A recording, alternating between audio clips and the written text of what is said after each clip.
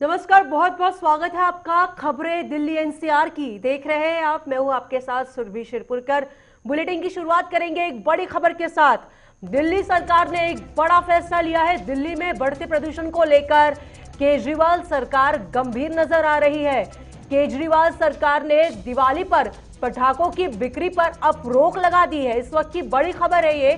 दिल्ली में पटाखे जलाने पर पूरी तरह से अब बंदी या फिर पाबंदी लाई है, ये कहना गलत नहीं होगा। ग्रीन क्रैकर्स पर भी दिल्ली सरकार ने प्रतिबंध लगाया है। ग्रीन क्रैकर्स को पहले अनुमति दी गई थी, लेकिन अब इस पर भी जिस तरह से दिल्ली सरकार ने बढ़ते प्रदूषण को लेकर गंभीरता जताई है, ग्रीन क्रैकर्स पर भी इस समय दिल्ली के एक बड़े फैसले में ये शामिल कर दिया गया है कि अब ग्रीन क्रैकर्स भी नहीं जला सकते हैं। दिल्ली में पटाखे जलाने पर पूरी तरह से अब दिल्ली सरकार द्वारा रोक लगा दी गई है। इस वक्त की बड़ी खबर है, दिल्ली में बढ़ते प्रदूषण के बीच केजरीवाल सरकार ने एक अहम फैसला लिया है। दिल्ली सरकार ने पटाखे जलाने पर पूरी तरह से रोक लगा दी है।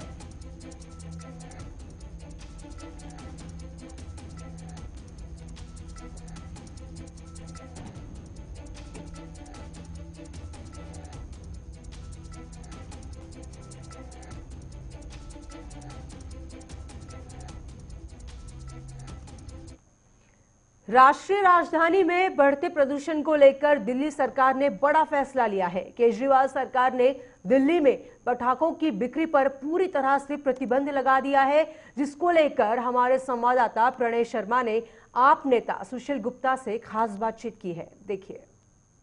इस वक्त हमारे साथ आम आदमी पार्टी के राज्यसभा सांसद सुशील गुप्ता जी मौजूद हैं। सुशील जी, आज मुख्यमंत्री के द्वारा एक महत्वपूर्ण घोषणा की गई और ये घोषणा दिल्ली में जिस तरीके से प्रदूषण बढ़ रहा है उसको लेकर थी कि अब क्योंकि दिवाली नजदीक है, ऐसे में अपील भी है कि पटाखे बिल्कुल न चलाएं।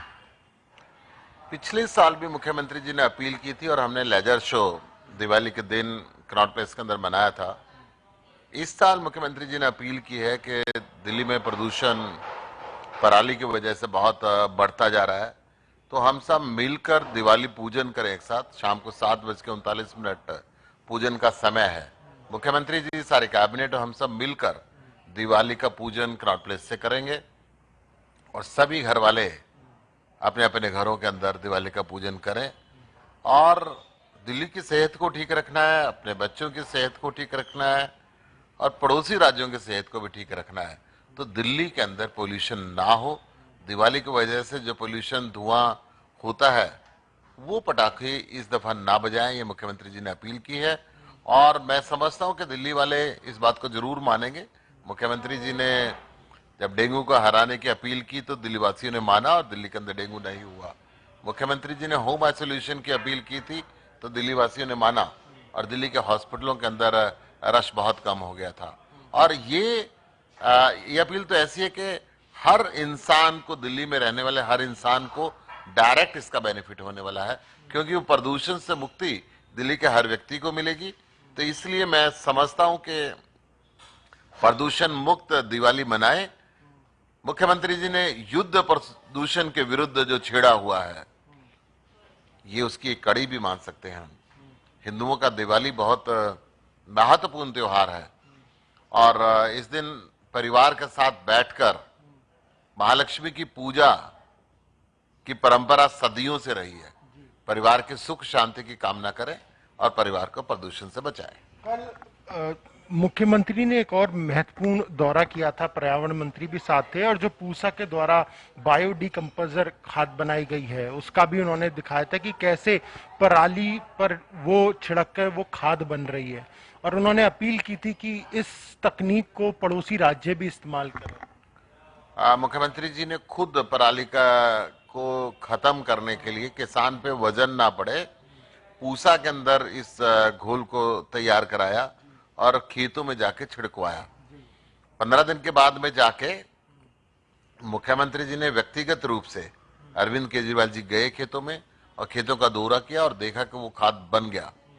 तो जब वो खुद पूरे सेटिस्फाइड हो गए तो पड़ोसी राज्यों से भी अपील की कि दिल्ली के जो मॉडल है, ताकि किसान के ऊपर वजन ना पड़े और पराली जलने के कारण लोगों की सेहत खराब ना हो, लोगों के फेफड़े खराब ना हो, और मुख्यमंत्री जी ने ये भी कहा कि हम सुप्रीम कोर्ट के अंदर भी ये बात बताएंगे कि ये एक तरीका है जिससे किसान को इस फेफड़े खराब होने वाले धुएं से बचाया जा सकता है, दिल्ली वासियों को बचाया जा सकता है, एनसीआर में रहने वाले सभी व्यक्तियों को बचाया जा सकता है।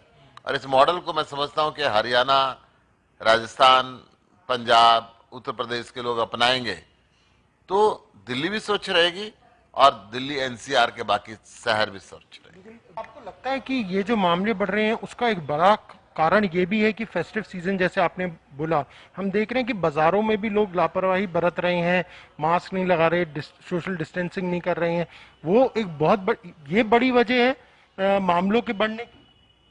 नहीं, मामले तो देखिए एक बात समझ लीजिए, जब जब अर्थव्यवस्था ओपन होती है तो नजदीक कांटेक्ट होता है, परंतु एक बात अच्छी है कि रिकवरी रेट भी दिल्ली के अंदर बहुत फास्ट है और जितनी गति से मामले बढ़ रहे हैं उतनी गति से मामले खत्म भी हो रहे हैं। तो इसलिए मैं कहता हूं घबराने की बात नहीं है, परंतु बिना जरूरत के घर से बाहर ना निकलें, आवश्यकता होने पर ही घर से बाहर जाएं। दिल्ली सरकार ने स्कूल अभी इसलिए खोले नहीं है ताकि बच्चों के जरिए बहुत ज्यादा भीड़ इकट्ठी ना हो, और हॉस्पिटल्स का पूरा प्रबंध किया हुआ है, आइसोलेशन सेंटर लोगों ने घर के अंदर अपने खुद बनाए हुए हैं। तो मैं समझता नहीं कि दिल्ली में ऐसी कोई तकलीफ वाली बात है, परंतु ये बात जरूर है कि सावधानी बरतनी पड़ेगी, मास्क लगाना पड़ेगा, बार बार हाथ धोने पड़ेंगे और सोशल डिस्टेंस को मेंटेन करना। लक्ष्मी पूजन जो मुख्यमंत्री के द्वारा किया जा रहा है वो भी इसी उद्देश्य से है कि एक तरफ लोग ज्यादा लापरवाही ना बरतें और घर बैठे, क्योंकि उन्होंने ये बात का भी जिक्र किया कि बकायदा पंडित भी वहां पर मौजूद होंगे जो सभी मंत्रों का उच्चारण करेंगे, तो उसके जरिए भी लोग अपने घर में भी लक्ष्मी पूजन कर पाएंगे। हाँ, आप देखिए कोरोना के चक्कर में ना पहले तो पंडित जी को भी सब बुलाते थे, अब घरों में बुला नहीं पा रहे। तो सेंट्रली जब कनॉट प्लेस से मुख्यमंत्री जी भी पूजा करेंगे, बाकी लोग भी पूजा करेंगे, तो सीधा घरों के अंदर प्रसारण होगा और जो पूजन का समय है टेलीविजन के माध्यम से हर घर के अंदर वो लक्ष्मी पूजन गूंजेगा और हर घर भी पूजा भी करेगा और पंडित जी मंत्र उच्चारण भी करेंगे। तो मैं समझता हूँ कि सारे दिल्ली की ये सामूहिक जो पूजा होगी वो माँ लक्ष्मी भी ज्यादा आसानी से सुनेंगी और मैं समझता हूँ दिल्ली वालों के ऊपर आशीर्वाद भी उतना ही बड़ा माता लक्ष्मी का होगा। तो इसी उम्मीद के साथ कि ईश्वर जो है, जो संकट आया हुआ है इस वक्त राजधानी का, वो जल्द से जल्द खत्म करे। देखने वाली बात ये होगी कि मुख्यमंत्री की इस अपील का कितना असर होता है और आने वाले दिनों में कोरोना और प्रदूषण दोनों इन समस्याओं से दिल्ली सरकार किस प्रकार लड़ती है। कैमरा पर्सन सचिन के साथ प्रणय शर्मा, दिल्ली। वहीं कांग्रेस पार्टी ने दिल्ली के जंतर मंतर पर विरोध प्रदर्शन करते हुए दलित एवं महिला उत्पीड़न दिवस मनाया है। कांग्रेस पार्टी ने बीजेपी पर दलित विरोधी और महिला उत्पीड़न के गंभीर आरोप लगाते हुए निशाना साधा, साथ ही हाथरस की पीड़िता को न्याय दिलाने की भी आवाज उठाई। इस दौरान दिल्ली कांग्रेस के अध्यक्ष अनिल चौधरी, कांग्रेस नेत्री अलका लांबा, प्रवक्ता उदित राज, पूर्व महिला अध्यक्ष डॉक्टर साई अनामिका समेत सैकड़ों कार्यकर्ता मौजूद रहे।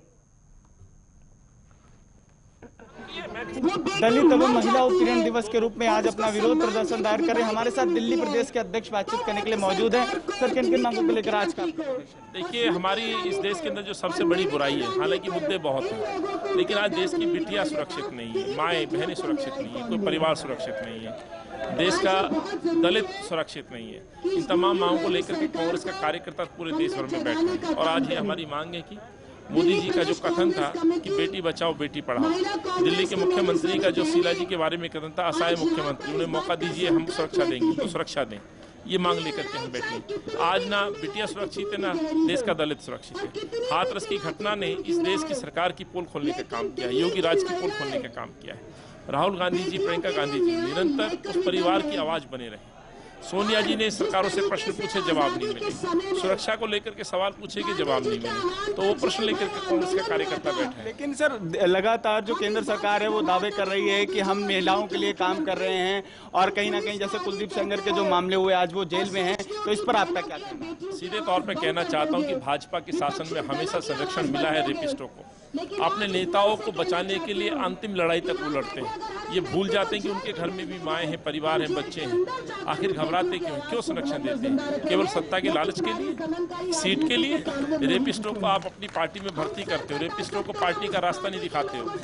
यही काम दिल्ली के अरविंद केजरीवाल साहब के याद होगा, कई मंत्रियों पे गंभीर आरोप हैं। एक मंत्री तो पकड़े भी गए थे, कई एमएलए इस पे गंभीर आरोप हैं, लेकिन अरविंद नहीं बोलते, केवल इसलिए कि उनके मुख्यमंत्री उनके सहयोगी विधानसभा में। ये कांग्रेस में कभी ऐसा इतिहास नहीं है। किसी पे आरोप लगते हैं तो सोनिया जी कांग्रेस का नेतृत्व, शीर्ष नेतृत्व तुरंत कदम उठाता है। का ये कहना है कि लगातार कांग्रेस पार्टी इसको लेकर विरोध दर्ज करती रहेगी। हमारे साथ प्रवक्ता कांग्रेस पार्टी उदित राज जी मौजूद है, उनसे भी बातचीत करने की कोशिश करेंगे। सर क्या क्या बोले? देखिए, ऐसा है कि उत्तर प्रदेश संघ और बीजेपी का एक प्रयोगशाला बन गया दलितों को दबाने। जैसे गुजरात में मुस्लिम को दिखा करके मेजॉरिटी का वोट लेते रहे, काम नहीं किए। उत्तर प्रदेश में दलितों को दबा करके उनकी आवाज बंद करना, और आए दिन वहाँ पर उत्पीड़न हो ही रहा है।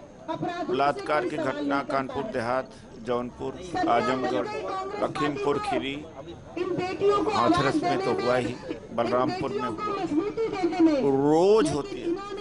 यह संघ और बीजेपी की मानसिकता की उपज है। आज उसी के विरोध में हम यहाँ पर इनका ये कहना है कि लगातार संघ और भाजपा जिस तरीके से जो है लगातार कांग्रेस पार्टी जिस तरीके से अपना प्रदर्शन दायर कर रही है, इनका साफ तौर पर यही कहना है कि लगातार भारतीय जनता पार्टी जो महिलाओं का उत्पीड़न कह रही है, इनका लगातार ये विरुद्ध प्रदर्शन दायर। अब देखना यह है कि आखिर इस प्रदर्शन को लेकर कांग्रेस पार्टी कब तक केंद्र सरकार को आपती रहती है। वीडियो जर्नलिस्ट कुमार शिवम के साथ केशव मिश्रा, JK 24/7 न्यूज़ दिल्ली। जंतर मंतर पर दिल्ली कांग्रेस के द्वारा महिला उत्पीड़न को लेकर आज पूरा विरोध प्रदर्शन दायर किया जा रहा है। हमारे साथ बातचीत करने के लिए मौजूद हैं दिल्ली महिला कांग्रेस की पूर्व अध्यक्ष, इनसे बातचीत करेंगे कि आखिर आज का जो प्रदर्शन है किन किन मुद्दों को लेकर। देखिए, आज का जो हमारा ये प्रदर्शन है महिलाओं और दलितों पर हो रहे अत्याचार के विरोध में दिल्ली प्रदेश कांग्रेस अध्यक्ष अनिल चौधरी जी की अगुवाई में ये हमारा विरोध प्रदर्शन है। जैसा कि हम सभी जानते हैं कि भाजपा ने एक नारा दिया था बेटी बचाओ और बेटी पढ़ाओ का, लेकिन वो सिर्फ एक जुमला मात्र साबित होकर रह चुका है। क्योंकि खासकर यदि आप देखेंगे NCRB के आंकड़े उठाकर या इंडियन डेमोक्रेटिक ऑफ रिफॉर्म्स की रिपोर्ट के हिसाब से तो बीजेपी के 48 सांसद और 21 विधायकों के ऊपर जो है यौन शोषण, महिला उत्पीड़न और बलात्कार के उन्हीं के बकौल उन्हीं के, क्योंकि उन्होंने अपने चुनावी हलफनामे में ये दिया है कि ऑलरेडी पहले से चल रहा है। तो किस तरीके से भाजपा राज्य में बेटियां सुरक्षित हैं? आप चाहे देखिए उन्नाव का मामला हो, चाहे उन्नाव से लेके कठुआ तक, अभी ताजा हाथरस की बेटी के साथ जिस तरीके से निर्ममता पूर्वक बलात्कार और उसकी हत्या हुई है, तो ये निश्चित रूप से ये सरकार जो है जो महिला सुरक्षा का दावा करती है वो बिल्कुल ही सरकार की नीयत। कृषि बिल को लेकर किसानों की केंद्र सरकार के खिलाफ आर पार की लड़ाई शुरू हो चुकी है। किसान विरोधी तीनों कानूनों के खिलाफ अखिल भारतीय किसान समन्वय संघर्ष समिति के आह्वान पर किसानों ने आज फरीदाबाद जिले के गांव दयालपुर में धरना प्रदर्शन किया, जिसमें किसानों ने सड़क पर बैठकर सरकार के खिलाफ नारेबाजी की और अपनी मांगों को सरकार के समक्ष रखा। किसानों की मांग है कि केंद्र सरकार ने जो अध्यादेश लागू किए हैं उन्हें वापस लिया जाए। इन कानूनों के चलते किसानों को परेशानियों से गुजरना पड़ रहा है और जिसके लिए लगातार देश और प्रदेश में प्रदर्शन किए गए, लेकिन सरकार द्वारा कोई सुनवाई न होने के चलते ये देशव्यापी रोड जाम किया गया है। इसी के चलते प्रदर्शन के दौरान पुलिस प्रशासन भी मौजूद रहा। अखिल भारतीय किसान संघर्ष समिति ने यहाँ धरना प्रदर्शन कर रहा था। इन्होंने कुछ मांगे मानी है, ज्ञापन सौंपा है जी। केंद्र सरकार द्वारा किसानों को विरोध में बने कानून को खारिज किया जाएगा। नंबर 2, प्रत्येक उपज का MSP पर खरीद की गारंटी का कानून में किसान का अधिकार है।